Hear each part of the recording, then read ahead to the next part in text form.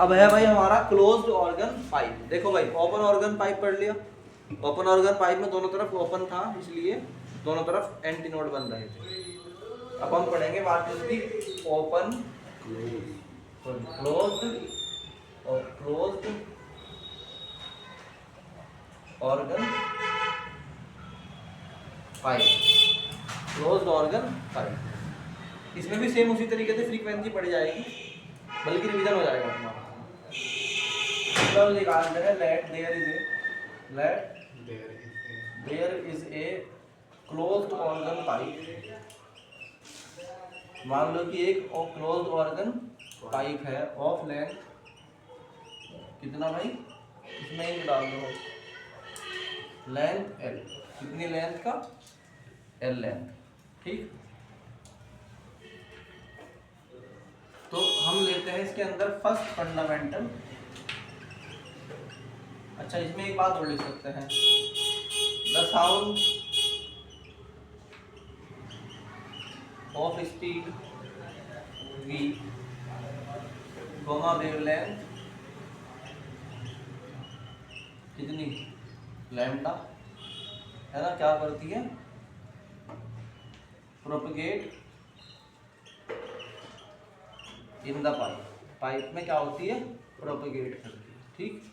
क्या होगा, पहला पॉइंट क्या है इसके अंदर, पहला point first fundamental frequency. First fundamental यार बोल रहे थे बच्चे, निकालनी है हमें, क्या निकालनी है, फर्स्ट फंडामेंटल फ्रीक्वेंसी निकालनी। इसके लिए हमें एक क्लोज पाइप लेंगे और ये देखेंगे सबसे कम सबसे छोटी वेव क्या आ सकती है इसके अंदर। ध्यान रखना हमेशा ये वाली बात, अभी बताई थी पिछले वाले लेक्चर में मैंने, अगर ओपन होगा तो एंड हमेशा एंटी नोड होगा, मगर क्लोज होगा तो हमेशा नोड बनेगा। तो ध्यान रखना, अगर क्लोज है तो हमेशा क्या बनेगा, नोड बनेगा, और अगर ओपन है तो हमेशा क्या बनेगा, एंटी नोड बनेगा।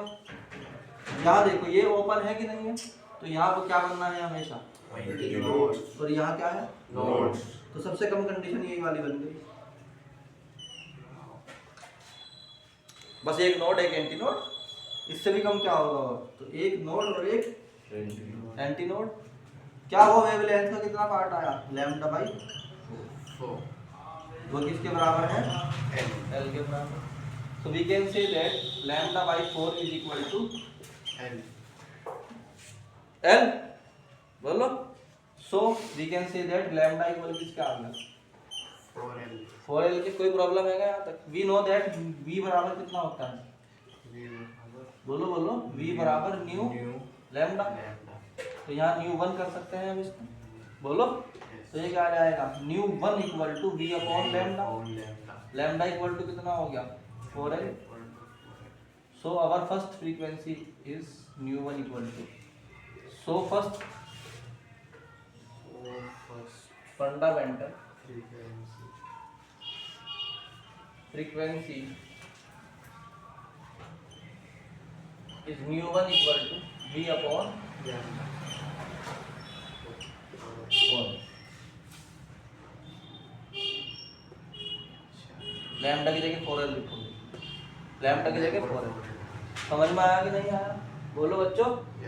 तो पहली वाली याद कर लो, V अपॉन 4L। अब सेकंड शुरू करते हैं, सेकंड फंडामेंटल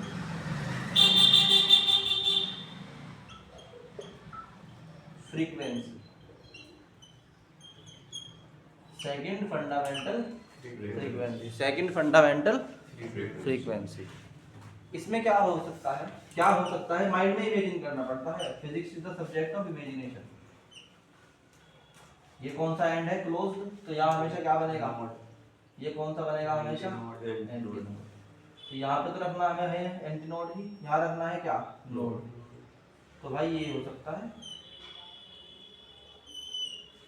और क्या होगा, तो एक नोड यहाँ पे देना है बीच में। अब की बार नोड कितने हो गए, 2 और 2 ही क्या हो गए, एंटी नोड हो गए।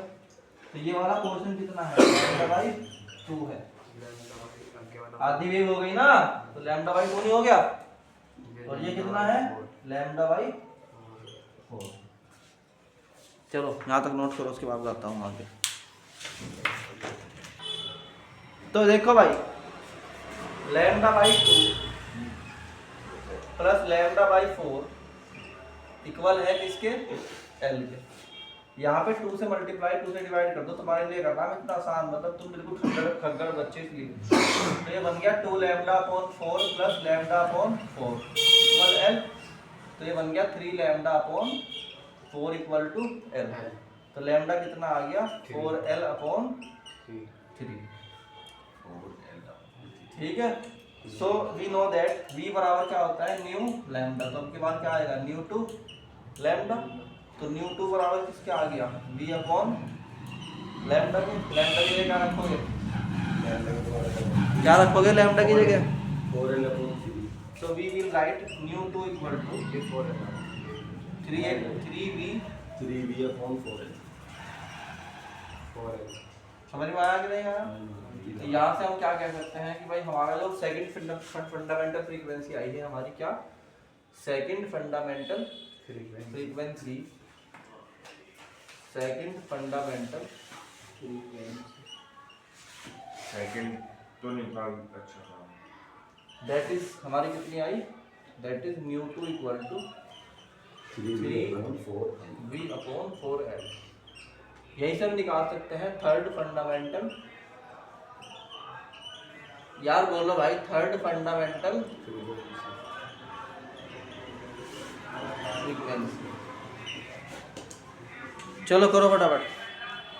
हाँ भाई नेक्स्ट देखो जरा, अब की बार हम क्या कहते हैं कि भाई क्लोज पाइप में क्या हो सकता है? हम तो इमेजिनेशन लगाएंगे अपनी। यहाँ तो हमेशा क्या रहना है? Anti node. और यहाँ क्या रहना है? नोड। तो यहाँ से हम क्या कर सकते हैं? ये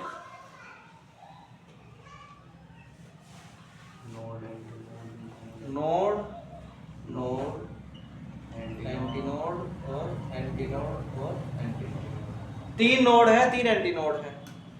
ठीक। So it will, you will write lambda by 2 and lambda by 4। ये तीनों मिला के किसके बराबर बैठनी है? एल के। So 5 lambda upon 4 will be equal to किसके? एल के। तो लैम्डा किसके आ गया? 4 upon 4 lambda upon 4l upon 5। We say that v बराबर किसके होता है? Nu lambda. तो यहाँ पे क्या लिखोगे? न्यू 3। तो न्यू 3 इक्वल टू कितना आ गया? v upon lambda. भाई बोलो, समझ में नहीं आ रहा क्या बच्चों? आ गया? अब की बार हम क्या लिख सकते हैं? So third fundamental frequency is nu 3 equal to 5v upon 4 lambda. बोलो, अगर यही कहीं तुम लिखना चाहो, फोर्थ क्या होगी? Fourth fundamental frequency. कुछ भी नहीं करना है। न्यू 4 इक्वल टू, देखो पहले वाले में कितनी आई थी? 1। दूसरे में कितनी आई थी? 3। 2। थर्ड में कितनी आई थी? 5। तो 1 3 5, अगला क्या होगा? 7। तो क्या होगी? 7v upon 4 lambda. अगर तुमसे कोई पूछे फिफ्थ फंडामेंटल फ्रीक्वेंसी कितनी होगी? 9v upon 4l।